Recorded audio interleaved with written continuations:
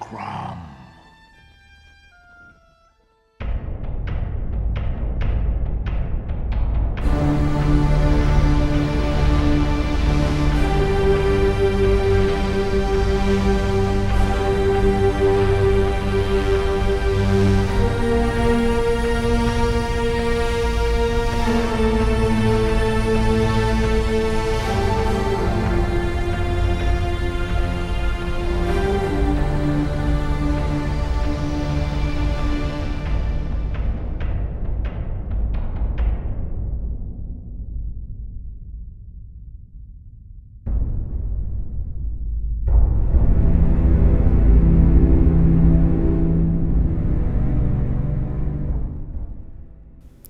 The mountain of Crom, also known as Benmorg, was believed by the Cimmerians to be the home of their god, Crom. Benmorg is the holiest place in Cimmeria, a fascinating wall of precipices and sheer cliffs as well as the tallest mountain of Cimmeria. From there it was believed that Crom would send forth fearsome fates and dire deaths. Benmorg is also simply called Mount Crom. It's in northeastern Cimmeria. If any place could be said to be holy in all of Cimmeria, it's Benmorg, the home of the grim god. It's from here where Crom watches over his people to see if they are worthy. The sheer size of the mountain only adds to its dark majesty.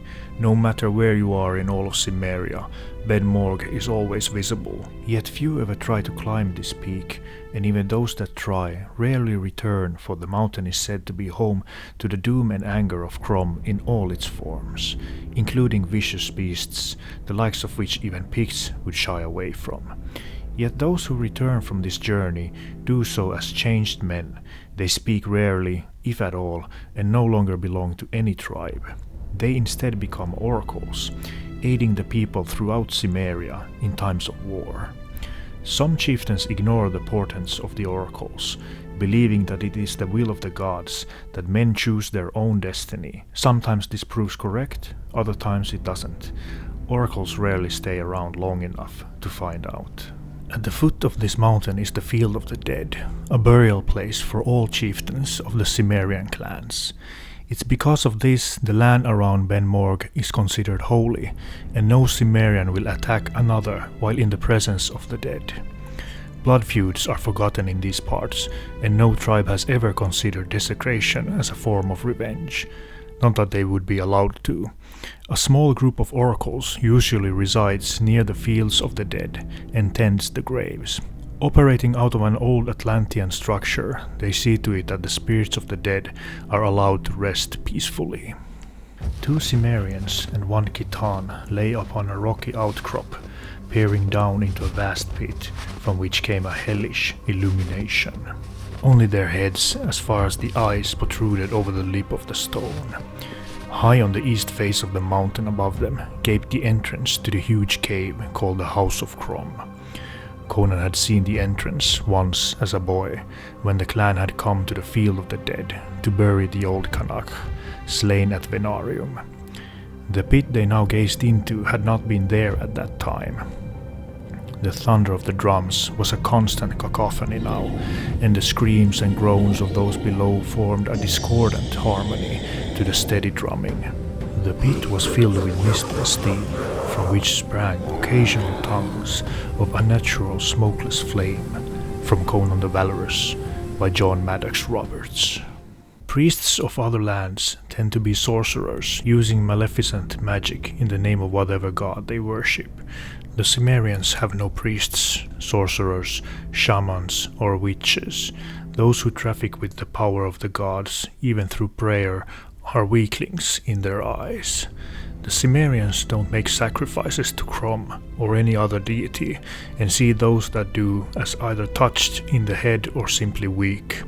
The Cimmerians are superstitious, not wanting to try the gods. They do have oracles, however, as befitting their superstitious nature. These oracles can read the doom evident in a flight of birds or in the entrails of an animal. just about any aspect of nature is endowed with spiritual significance that can be read by those who are wise. While they have their seers and shamans, the supernatural holds terror for most barbarians, not any wonder or tempting appeal. They pride themselves on working through life with their strength, skill and cunning, while never relying on the arcane mysteries which blacken the souls of men in other nations. Magic, they believe, corrupts the soul and extracts a terrible price from those who practice it. They passed farther inside, where the weak sunlight scarcely reached. Ahead was an immense rock formation, and the cavern expanded, its ceiling rising to disappear into the gloom overhead. Then they could see that the rock formation was actually the carved likeness of a pair of colossal feet. As their eyes adjusted to the dimness, they saw that the sculpture towered out of sight overhead. It was in the form of a giant seated upon a throne, but they could see no higher than its chest. The head was lost in the obscurity. "This is Crom," Conan said. "Nowhere will you see another likeness of him. Who carved his image I know not, for my people do not have that art." "Once they did," Cha said quietly. "Your people are far more ancient than you can imagine, Conan. They were not always savages, living in stony mountains." Chulain stared up in reverent awe, overcome by the gloomy majesty of his god. From Conan the Valorous, by John Maddox Roberts. There are 3 tales that tell of the mountain of Crom, and of Conan, who dared to climb it, and in some face the grim god who resides there. In Conan the Valorous, we find Conan in Koth, who is down on his luck and is tricked by a Stygian sorceress called Hathor-Ka, who relies on the oath of the Cimmerian to make him steal certain relics from Ben Morgh, the mountain of Crom in his homeland of Cimmeria, which Conan never would have done had he not been tricked. Where also later Conan battles another wizard inside the cave of Crom, deep in the mountain. In Cimmeria, Conan becomes embroiled with invading Vanir forces and comes across the sorcerer Jagannath, as well as the Field of the Dead, the burial place of the Cimmerian chieftains. Fierce battles take place at the mountain of Crom, and Conan comes across an ancient giant statue of Crom, whom no one knows who made it. Valorous takes place chronologically just before the Frost Giant's daughter, which makes Conan around 20 to 22 years old. In the next story, Conan the Barbarian, the 2019 series, issue 11, Conan wakes up in a frozen landscape, not knowing where he is. He was stabbed in the chest in the last issue and seems to have died, or has he? Conan realizes that something is off and sets off to find out what is going on by climbing the mountain of Crom. But the mountain does not want him climbing it and throws everything at him. He suffers different beasts, avalanches and storms, but Conan will not give up. Reaching the mountain's peak, Conan sees many swords sticking up in the snow, other warriors who had dared the climb. Thinking he will not get his answer, a voice booms out, commanding him to leave his mountain, and begins attacking him. The voice is Crom, and it's the very mountain itself. Conan asks what will happen to the world, for it is in danger, and if Crom will help, but Crom refuses, which angers Conan, and he attacks. Crom battles Conan and defeats him, and curses Conan to live again and to see his strength and name fail.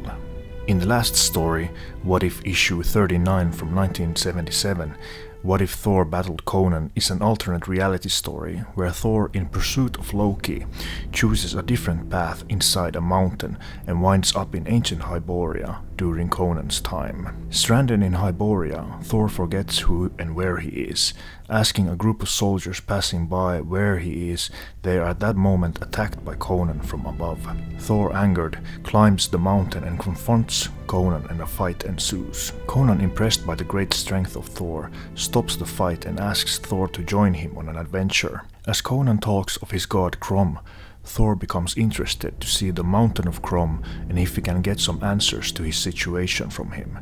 Reaching the mountain, they climb it, and Thor continues up to the top and seeks Crom out. Approaching the throne of Crom, Thor asks Crom who he is, and Crom tells him, and Thor's memories return.